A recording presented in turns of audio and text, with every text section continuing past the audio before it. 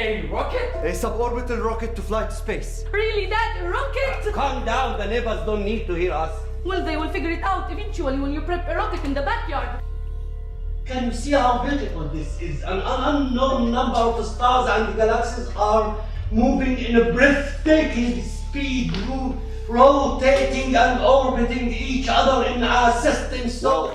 We're here at the Guthrie Theater, and really it's a huge project, that really bring Arab artists in an American psyche here in a landscape. And I think that telling the story of the Palestinians hasn't really been forthcoming in this country. I know the Jewish story, Israeli story has been overtold, but telling the Palestinian story has been an obstacle and trouble and a very sensitive topic for the theater and the audience and everything else. But today things are changing a lot these days. Even in the Guthrie Theater, the artistic director is an Arab of Palestinians, and we have a whole program about plays and stories about Arab culture. Today we're going to meet the director of a very beautiful play by a Palestinian director. I think we have here Amir Zuabi. Thank you so much for coming to our show. I'll give you my hand here. First of all, when I heard about this and the story about a Palestinian, he wants, make a rocket and leave the whole thing and go somewhere else. And I think, how a Palestinian could pull this off and actually put a rocket in the Palestinians and bring it here to New York and United States, and you're going to be in so other places. An association between Palestinian and rockets is not really a very positive thing in the psyche. Slightest clue what you are talking about. Listen, Mr. Yusuf, let's not waste time. I was top of my class. I understand this. Understand what? That you're building a rocket. A suborbital rocket to fly to space. I don't know where we got this ridiculous idea from. 1 + 1 = 2. I can join the pieces of puzzle and see the full picture. 3 years ago, I was approached by Alexandra Aaron, who's an American producer, who has a project called the Remote Theater Project. And she approached me with the idea of creating a show in Palestine by Palestinians that will contemplate about the relationships between the U.S. and Palestine. And of course, these are contagious relationships. Yes. But I didn't want to talk about the polemics and the politics, because leave that for the journalists and for you guys. I started thinking about how American culture influenced us, and of course, the country I come from is the cradle of all religions, so of course it influenced everyone, including the Americans. But I was really interested in how did America really influence us, and of course it did in many, many ways. And for a while, thinking about the project, I talked with a lot of people about what is America for you? And some of the answers were very angry. But in a fleeting conversation, somebody mentioned the moon landing. And from that moment, the moon landing became a great way to think about America, because the moon landing is this all-American great moment where the world was united in one instant, on one act, and this act is very, very American. The ability to kind of achieve things, leave space, go technologically, the technological superiority, but also it's in the core of the American ethos. To come to a country and to come to a new territory and say it's mine, the putting of the flag on the moon. Talk about invasion, no? Talk about invasion, yeah. And I started thinking about this as a contradiction to Palestine, because in Palestine everything is impossible, nothing is possible, everything is hard. We're occupied, we're victims, everything's difficult. And the idea of somebody from Palestine being able to pull this off became very, very alluring. At the beginning, it was almost like a fable when I started thinking of it, like almost ravings of an old man. I see. But slowly reading about it, you kind of go, well, actually, technologically, it's not that hard to pull off anymore because the technology is there. It just needs the money and the time and the devotion. And you'll have 20 rockets that will explode, but one of them might not get work. there. So that's how I started. And So nothing there wasn't the idea. It's just making it and actually dream it.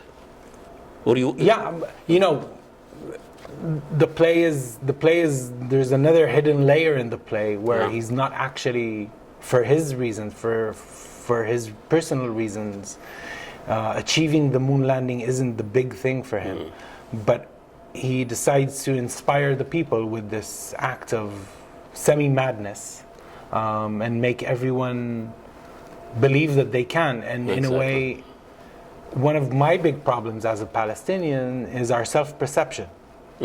I think, you know, we're very quick in dismissing our problems and going the West, the Israelis, I think we have a lot of work on ourselves if we want to be a healthy, vibrant society. When eventually we'll get freedom at the Day of Judgment, most probably. It will happen before the Day of Judgment in 2 minutes. But it's going to be rough.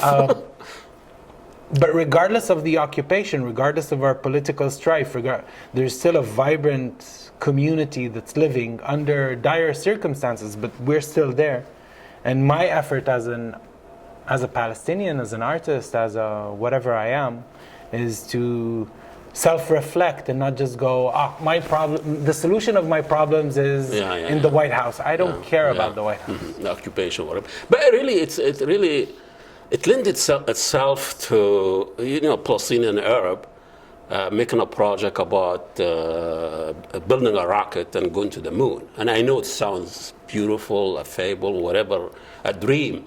But that tells you you're not thinking about the association of rocket in the West, especially with the conflict in Palestinian. It's all we hear about. Palestinians making rockets and throw it somewhere, and we get the civilian are running from the Palestinian terrorist. Does that cross your mind at all? Yeah, What do you make of this? Of course it crossed my mind, but the part of telling your narrative is kidnapping their narrative to your advantage. So of course it crossed my mind going, rockets are one thing, but rockets can be many things and propelled from many different Yes. Well, it's a fields. different audience, and that's, will lead you to the question about the audience here. Have you played this somewhere else other than America? No, This is the first time. But tell us about the audience. I mean, it's a risky proposition. You know, you talk audience here, their light knowledge about what's going on in the Middle East. You know, I don't know how many people, I always joke, know the difference between hummus and Hamas. You know, it's just a mess.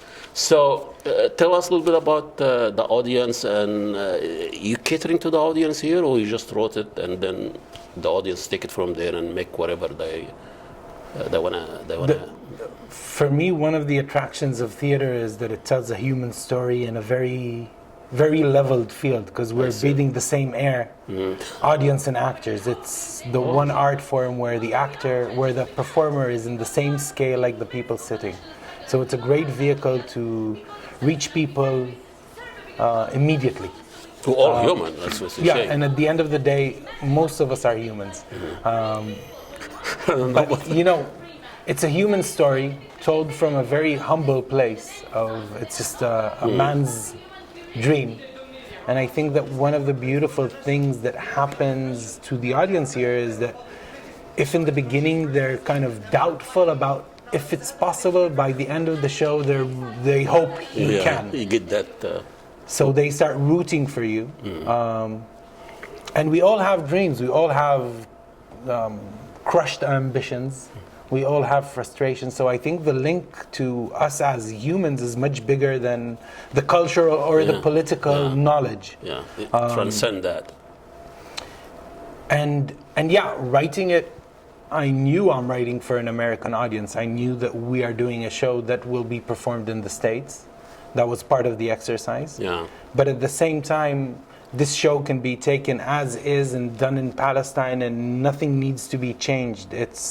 Basically, what it is an opportunity for the Americans to see us for who we really are, how we talk, when we're not vilified, when our narrative isn't kidnapped,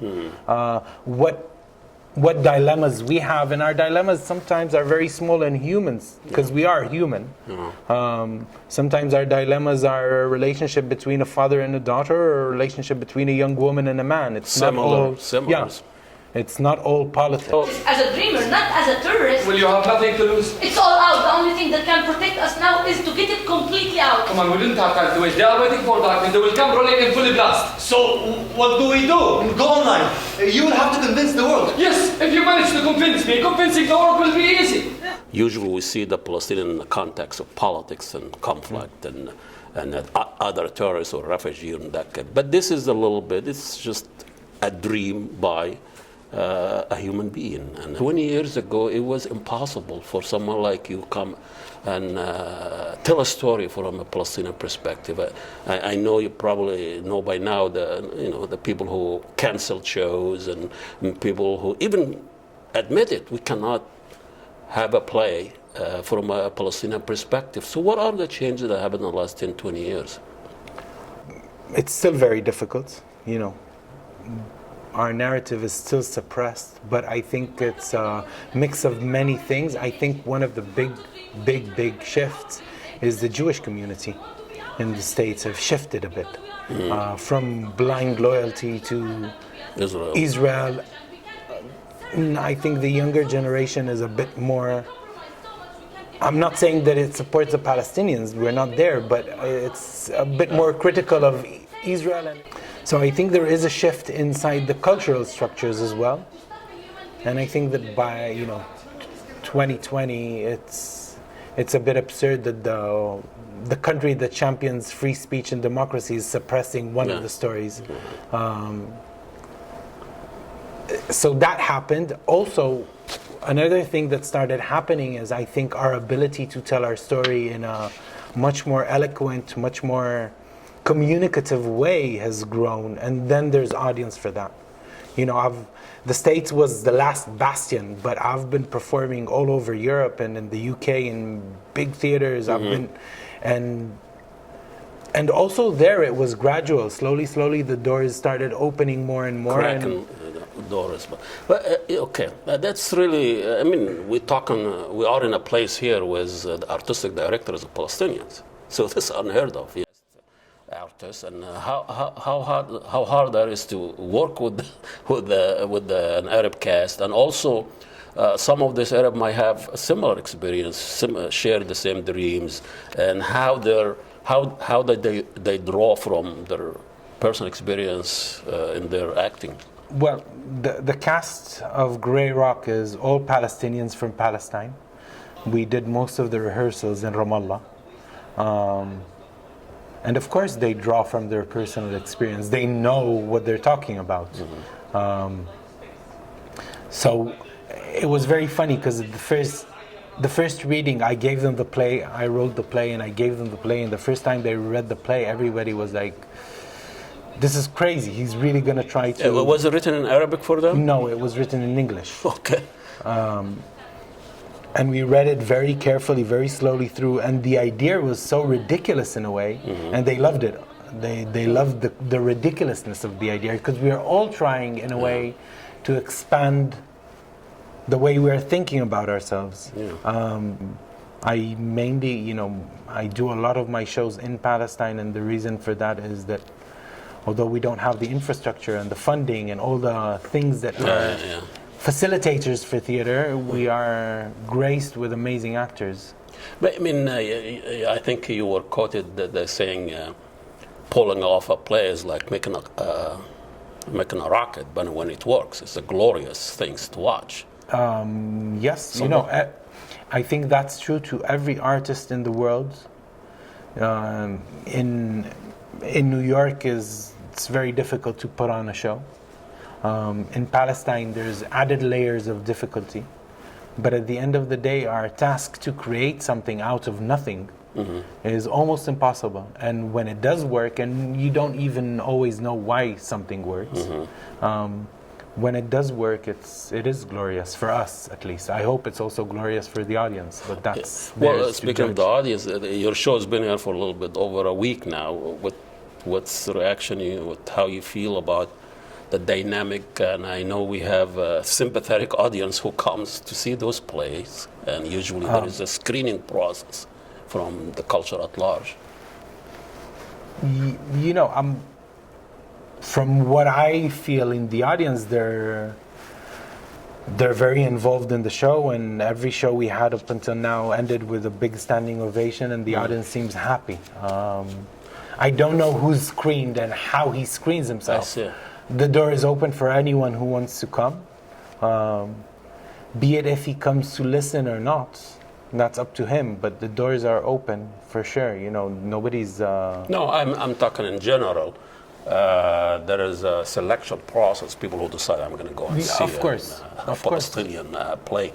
But we appreciate you coming in, and I hope you have a great time and many shows to come. Thank you. And I think it's time now to hear the Palestinian narrative and the fact it is a human narrative that really maybe open the door, crack a little bit for other artists. Thank you so much for coming here. You. Amir Zuabi is a Palestinian director. Is now his play Grey Rock is showing here in Guthrie Theatre, and I think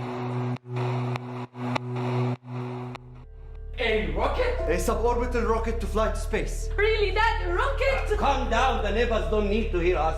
Well, they will figure it out eventually when you prep a rocket in the backyard. Can you see how beautiful this is? An unknown number of stars and galaxies are moving in a breathtaking speed, rotating and orbiting each other in a system so intricate we can hardly grasp it, Sheikh. When I think about that, I am breathless, Sheikh. Allah. God be praised. Subhanallah. Say that again, Sheikh. I told you something celebrating him. And what do you want from me? I want to use the minaret as a launch tower.